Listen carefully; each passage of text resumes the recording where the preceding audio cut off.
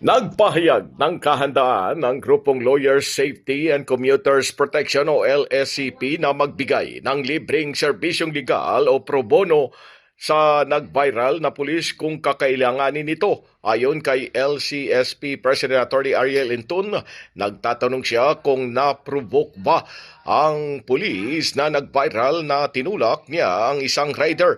Paliwanag pa ni Attorney Intun na mayroon na niyang linabas na video na nagpapakita kung ano ang pangyayari bago itinulak ng nag-viral na nagmomotor na pulis ang isang rider sa kahabaan ng C5 Road.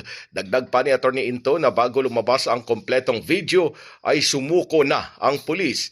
Dinesarmahan at maharap sa kasong administratibo at kriminal kung saan ay humingi na rin ito ng paumanhin sa kanyang nagawa. Sinabi pa ni Attorney Into na pumasok na rin ang Land Transportation Office o LTO sa eksena at pinatawan ang lisensya ng pulis ng preventive suspension order.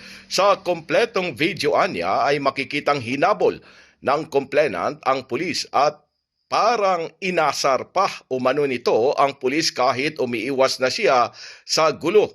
Paliwanag pa ni Attorney Into na alam niya ng complainant o ng rider na naka-uniforme ng pulis ang hinahabol niya, pero sa tingin ng presidente ng LCSP mukhang ang video content umano ang habol lamang ng rider dahil sa kaagad na sinabi ng rider na nasa video ka.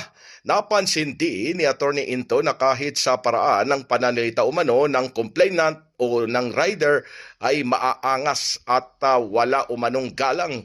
Giit pa ni Attorney Into na bagamat anya ay delikado na itinulak ng pulis ang rider sa kalye habang tumatakbo, pero wala umano siyang intent to kill para kasuhan siya ng frustrated murder na isasampa laban sa kanya matapos ngang nababaan ang NAPOLCOM sa kasong reckless imprudence resulting to physical injuries.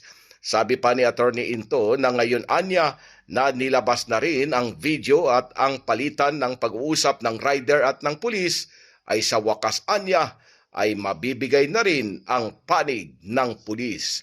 Pilipinas mula sa Quezon City, Silvestre Rambulabay, Radyo Kayumanggi.